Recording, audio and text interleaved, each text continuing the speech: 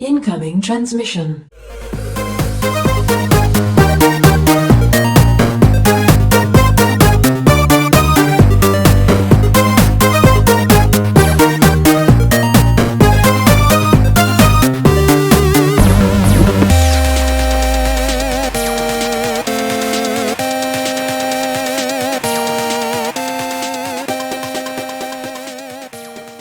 Welcome, Watchers of Illusion, to my Castle of Confusion on the 12th of March 2025. Hope you're all doing very well.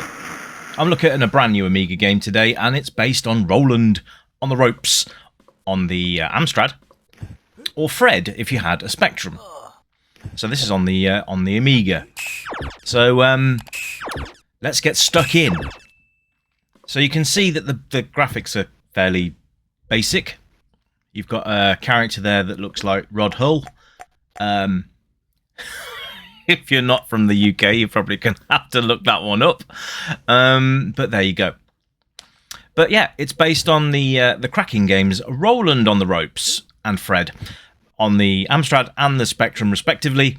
And if you've never played them, well, this is kind of what it is. It's a maze game, and basically the idea is to find the exit. It's pretty simple, really. Why do those bats make that weird sort of noise? Okay, so I'm not sure. This needs some work. I'm just going to say what I see and what we're actually playing here. Okay, it's no disrespect to the author at all. Maybe some ideas to jazz it up a bit, perhaps. I don't know. And I just died from hitting that block, but I could fall 300 feet down. Hang on a second. Let me get my bearings. Oh right, so I can't even touch. Right. We'll cover some of these nuances in a minute, but let's look graphically at it first. This would have run quite nicely as a budget A500 title if this was released back in the day. The only thing that really not irritates, but disappoints, is that there's no soundtrack in the game. Some form of music would have been good. You get music at the end here, the game over screen, you get music at the start, but you don't get anything, you don't get any music otherwise, which is a bit of a shame, but there you go. We don't want Hold My Hand, we don't want to exit the game. Let's start easy, because we'll probably get more lives and it might be a little bit more forgiving, but let's have a look. So here we go again. So we start with ammo straight away. That's quite nice. Right. So, oh, we got a little gecko. Look at that. Little lizard. Yes. Why can't I get up there? Right. Okay. Weird. Anyway, so there's a nice animated fire down at the bottom there. It's got some neat little sort of tricks and traps that you need to negotiate. So you've got those spikes coming out of the wall there. You can change direction on the ropes as well. I used to love this on the Spectrum. I used to have Fred on the Spectrum, which I always knew was Roland on the Ropes because my friend had an Amstrad, and he had Roland on the Ropes. So once I've loaded in Fred, I knew exactly what it was, which was cool. Now, these ghosts are quite cool looking. And we can't shoot them because they're ghosts, quite obviously. Anyway, yeah, right, so it's a challenging puzzle game type thing.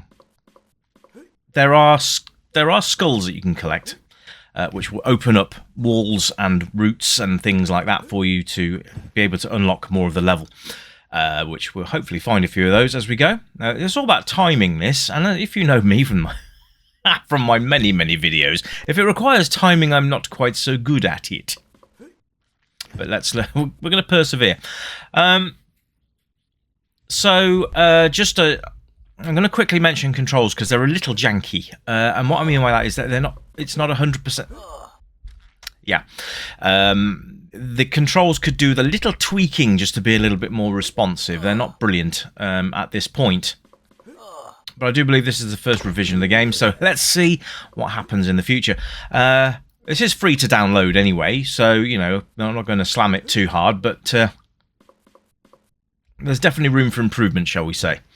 So yeah, this is definitely what I would say would be an A500 game just by looking at it, which is no disrespect at all to anyone. because that's how Amiga games were back in the day. If you had an AGA chip, then the games looked like they had more colour. This is a very sort of basic game, kind of on the Rick Dangerous scale, if you like. I thought that was going to move. And yeah, that's not a bad thing either. Rick Dangerous was ridiculously hard. That was one of those. And this, unfortunately, kind of falls into the same category. Why am I dying from just walking into a block? That makes no sense whatsoever. Oh, and it's very pinpoint to the. It's very pixel perfect as well, which is a shame. It's a shame. Why am I dying from walking into a stone block? It's not actually doing anything other than being there. Maybe that needs to be addressed. Maybe a health bar would be an idea. Oh, I love those skeletons going up down the ropes. Those are cool. I like those. The like I said, the enemy design's quite nice. These vampire bats going all around the maze as well, which is pretty nice. You get boulders, like a bit like Indiana Jones type thing as well. Get a skeleton. You can't. Maybe you can kill them. I'm not 100% sure, but we're going to avoid him, because we'll die if we hit him. Everything out in this game is designed to kill you, including those drops of blood coming off the ceiling. Or at least I think they're drops of blood.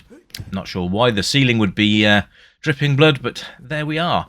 Oh, landed on the skeleton. Obviously, he was not impressed by my presence and killed me. Warra. Anyway. So, graphically, I suppose it's minimal. But, you know, it's all right. The animations could do with a little tidying up.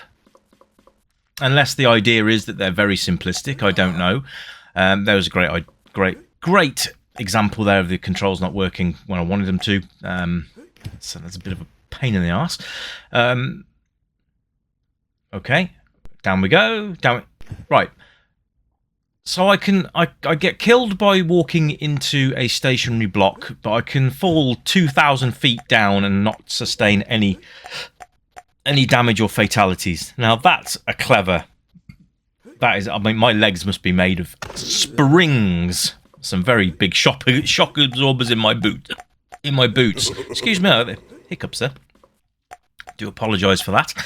But I mean, it's. You know, if you enjoyed Roland on the Ropes and if you enjoyed Fred, then you probably will enjoy this. I think, if I'm honest, and I always am brutally honest in my reviews, that this isn't quite nailing it for me. I think these skeletons are amazing. I think they're brilliant. Just, you know, going up and down these ropes like this, they're having a great time.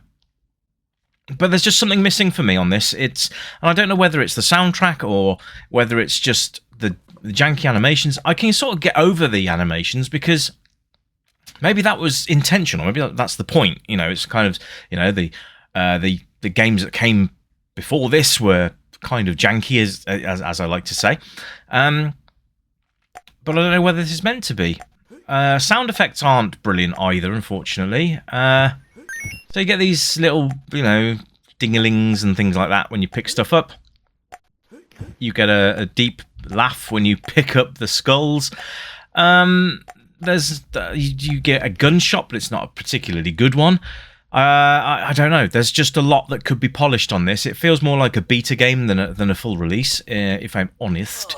You know, and I think there is room for improvement. It depends on whether the author thinks there's room for improvement and whether he's, you know, whether wants to improve on the game or not. Whether this was kind of an experiment game to see what kind of things you could do.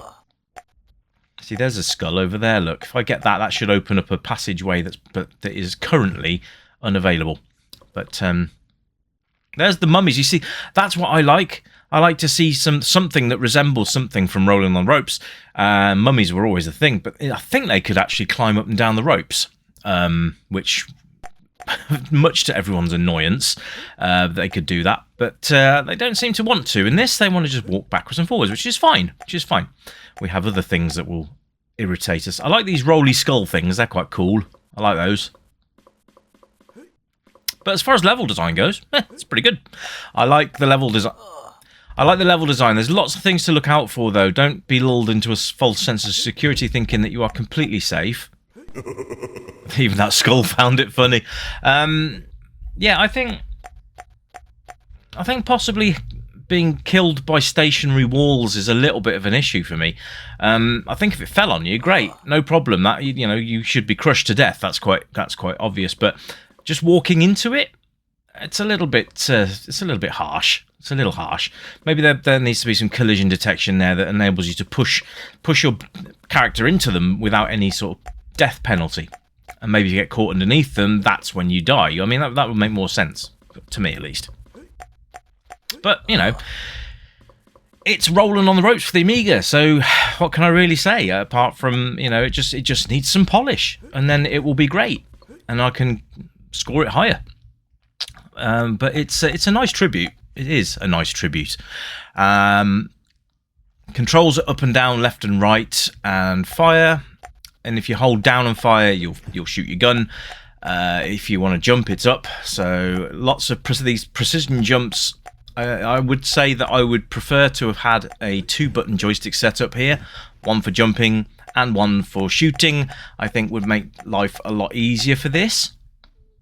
It would probably enhance my experience with this. Would be majorly enhanced if I had a jump button rather than having to go diagonal, because sometimes it just doesn't work, and then you die or you fall down the ropes or whatever it is you're trying to do. It's just sometimes just misses that mark. So a bit of a shame, because this has got so much potential to be a great game, but as it stands at the moment, it's an okay game. So playability, well, it's playable. Absolutely, it's playable. Will it frustrate you? I think it probably would. It's one of those games that it irritates me slightly. Some of these mob placements are a little bit harsh. Some of the environments are a little bit harsh. I know we're not supposed to be in a luxury hotel, but at the same time, you want to try and hit multiple audiences here. And I think this would frustrate younger players quite easily. It frustrates me as an older player, and I'm 49 in May, I'll give you an idea. Then, you know, younger ones are going to struggle. But, we kind of, yeah. Right, okay, so we've got to jump across and then down. That makes perfect sense. I love the ghost design. The design of the game's nice. I like it. The actual character's it's a cross between Woody from Toy Story and Rod Hull from Emu. There's somebody at the door. Anyway, got another skull there. It should have a passageway, but it doesn't. That's the other thing. Maybe I don't know. It's difficult, isn't it? Because a small cutscene to show where the door is open would be epic, but you've got to kind of just figure it out yourself, which I suppose is part of the charm. But replay value at the moment, I can't say that I would come back to this. If it gets a revision and there's some stuff added to it, of course I'll come back and have a look at it again. But based on today's play and today's review, sadly not. But don't let that dishearten you, folks, because this might be right up your street and you might really enjoy it. But give it a go. I'll put the link in the description. You can go and have a play yourself. Let me know in the comments what you think. Whether this is a game. Let me know as well. Not just on this game, but did you play Roland on the Ropes or Fred on the Amstrad and Spectrum? Let me know in the comments, because I'd love to hear from you guys. And, well, yeah, I've got an RPG for you tomorrow, so hopefully you'll enjoy that one. And, yeah, I'll leave it there, I think. But until next time, my friends, you keep it retro. And as usual, it's bye for now. Bye-bye!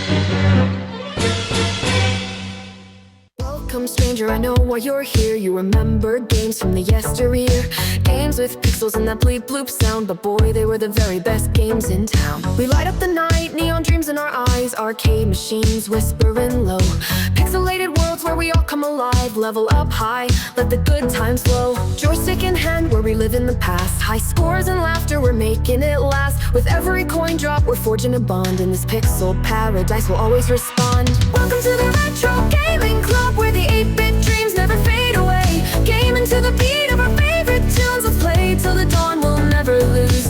Neon lights shining, we're lost in the glow. In the Retro Gaming Club, let's go, let's go. Flashback to battles, we'll play side by side, power-ups and hearts, love in disguise. We'll race through the levels, collect all the coins, in this timeless adventure we're waiting to join. Crashing 8-bit beats, igniting the night, from pixels to dreams we'll take flight. With every button pressed, our spirits ignite. In this retro wonderland, everything feels right. Welcome to the Retro Gaming Club, where the 8-bit dreams never fade away. Gaming to the beat of our favorite tunes, let's play till the dawn, we'll never lose. Neon lights shining, we're lost in the glow. In the Retro Gaming Club, let's go, let's go.